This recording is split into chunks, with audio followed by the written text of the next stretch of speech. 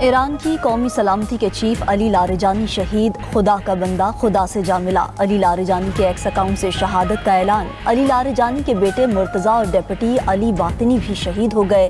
Commander Basij force general Ghulam رضا سلیمانی کی شہادت کی بھی تصدیق ہو گئی۔ ایرانی میڈیا کے مطابق 67 سالہ علی لاریجانی کو مشرقی تہران میں نشانہ بنایا گیا، جہاں وہ اپنی بیٹی سے ملنے گئے تھے۔ علی لاریجانی اور غلام رضا سلیمانی کی نماز جنازہ آج ادا کی جائے گی۔ علی لاریجانی انقلاب ایران کے بعد ابھرنے والی اہم سیاسی شخصیت تھے۔ ایران کے طاقتور مذہبی اور سیاسی خاندان سے تعلق رکھتے تھے۔ لاریجانی سیکیورٹی پالیسی کے معمار اور خامنائی کے قریبی مشیر تھے۔ ایران کے چیف مذاکرات کار برائے جوہری پروگرام بھی رہے۔ ایران عراق جنگ میں پاسدارانہ انقلاب کے کمانڈر کے طور پر خدمات انجام دیں۔ علی لاریجانی کی شہادت کے بعد سعید جلیلی کی بطور مشیر قومی سلامتی تقرری متوقع۔ سعید جلیلی سخت موقف رکھنے والے ایرانی رہنما ہیں۔ انہیں سفارتکاری اور سیاست کا وسیع تجربہ ہے۔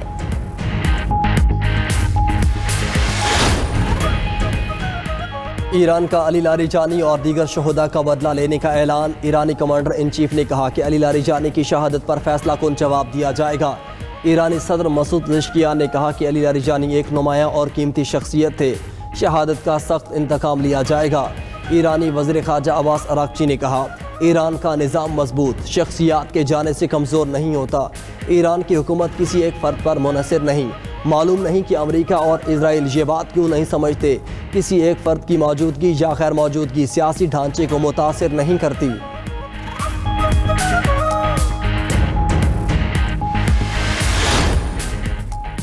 ایران نے اسرائیل پر میزائلوں کی بارش کر دی۔ کلسٹر میزائل حملوں سے تل ابیب دھماکوں سے لرز اٹھا۔ ایران نے پہلی بار حاج قاسم میزائل بھی داغ دیے۔ حملوں سے تل ابیب میں کئی مقامات پر آگ لگ گئی۔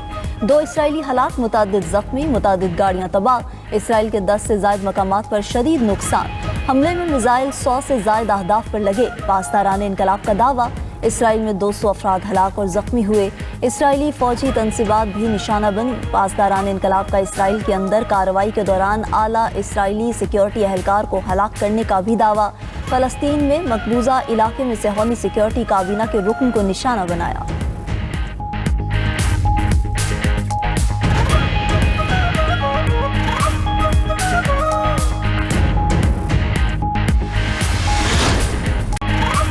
سیکیورٹی فورسز نے بلوچستان کو بڑی تباہی سے بچا لیا۔ فوجدار سے خاتون خودکش بمبار گرفتار۔ وزیر اعلیٰ بلوچستان سرفراز بگٹی اور وزیر داخلہ میر ضیاء لانگو کی نیوز کانفرنس۔ خاتون ملزمہ میڈیا کے سامنے پیش۔ ملزمہ لائبہ نے کہا، مجھے خودکش مشن کے لیے تیار کیا گیا۔ ٹی ٹی پی کمانڈر ابراہیم نے خودکش حملے کے لیے میری ذہن سازی کی۔ ٹارگٹ دیا گیا کہ لڑکیوں کو خودکش حملے کے لیے تیار کروں۔ مجھے بتایا گیا BYC کے ڈاکٹر سبیحہ کے پاس خودکش بمبار کے طور پر تیاری کے لیے لے جائے گا۔ کمانڈر ابراہیم نے میرا رابطہ دل جان سے کرایا۔ کمانڈر ابراہیم کی تنظیمی باتوں سے متاثر ہو کر خودکش حملے کے لیے تیار ہو گئی۔ وزیر اعلیٰ بلوچستان سرفراز بگٹی نے کہا، پاکستان میں دہشت گردی کرنے والے افغانستان میں ہیں۔ بلوچستان کو لاحاصل جنگ میں دھکیلا گیا۔ اس جنگ میں خون ریزی کے علاوہ کچھ حاصل نہیں ہوگا۔ بلوچیت کے نام پر بلوچوں کو گمراہ کیا جا رہا ہے۔ بلوچستان کے لوگ دہشت گردی کو قبول نہیں کرتے۔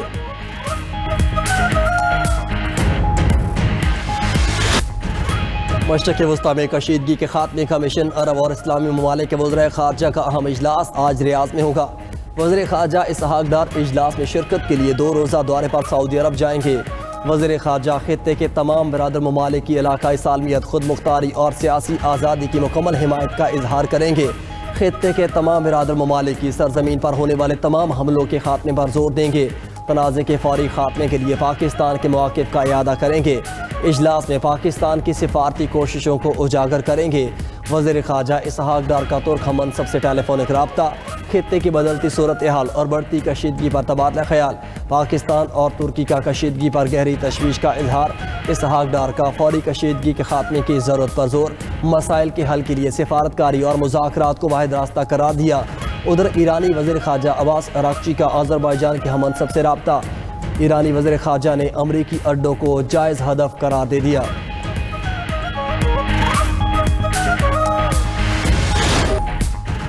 ایران کے خلیجی ممالک میں امریکی اڈوں پر میزائل اور ڈرون حملے۔ بحرین، کویت اور سعودی عرب میں میزائل اور ڈرون داغے۔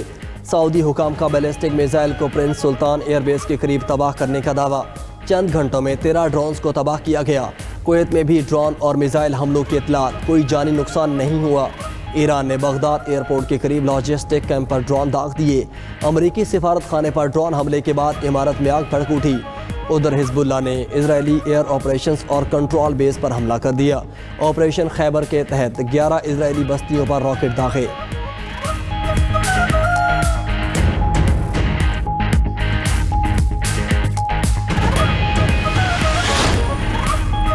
اسرائیل اور امریکہ کے ایران پر حملے جاری۔ تہران میں انٹیلیجنس وزیر اسماعیل خطیب کے گھر پر حملہ، جانی نقصان کی اطلاع نہیں ملی۔ تہران میں اہم حکومتی شخصیات کی نقل و حمل محدود، انٹیلیجنس ہیڈ کوارٹرز کے گرد سیکیورٹی سخت۔ ایرانی صوبہ لورستان میں حملوں سے مزید 7 افراد جاں بحق، 56 زخمی۔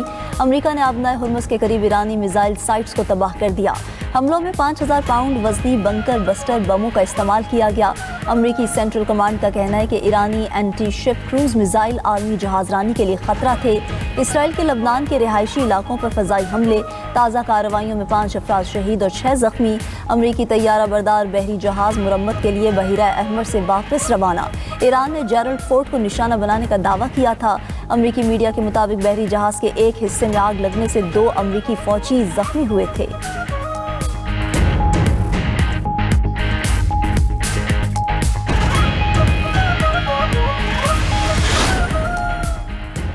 نیٹو کی ضرورت نہیں، مدد کی اپیلیں مسترد ہونے پر ٹرمپ کا رد عمل۔ ایران جنگ میں ساتھ نہ دینے پر نیٹو ممالک کو احمق قرار دے دیا۔ فرانسیسی صدر اور دیگر ممالک کی قیادت پر بھی کڑی تنقید۔ ٹرمپ نے کہا کہ امریکہ کا ساتھ نہ دے کر نیٹو بے وقوفی کر رہا ہے۔ میکرون بہت جلد اقتدار سے باہر ہوں گے۔ جاپان، آسٹریلیا، جنوبی کوریا کی مدد بھی نہیں چاہیے۔ امریکی صدر نے کہا کہ علی لاریجانی کو گزشتہ روز حملے میں نشانہ بنایا۔ علی لاریجانی ایران میں مظاہرین کے قتل عام کے ذمہ دار تھے۔ ایران جنگ میں ہم مقررہ اہداف سے آگے جا رہے ہیں۔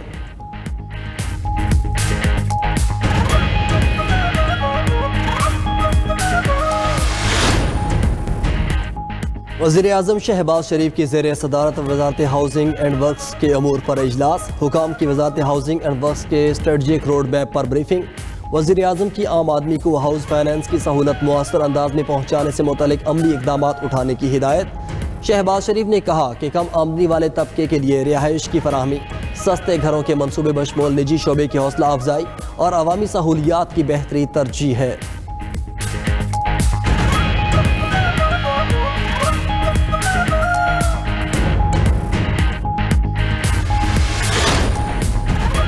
ایشیائی ترقیاتی بینک کا پاکستان کے لیے نئی پارٹنرشپ اسٹریٹجی کا آغاز۔ ایشیائی ترقیاتی بینک کا پائیدار اور جامع ترقی کے فروغ پر زور۔ اعلامیہ کے مطابق نئی حکمت عملی میں معاشی استحکام اور ترقی اولین ترجیح قرار۔ پاکستان میں نجی شعبے کے کردار کو مزید مضبوط بنایا جائے گا۔ ماحولیاتی بہتری اور کلائمیٹ چیلنجز پر خصوصی توجہ دی جائے گی۔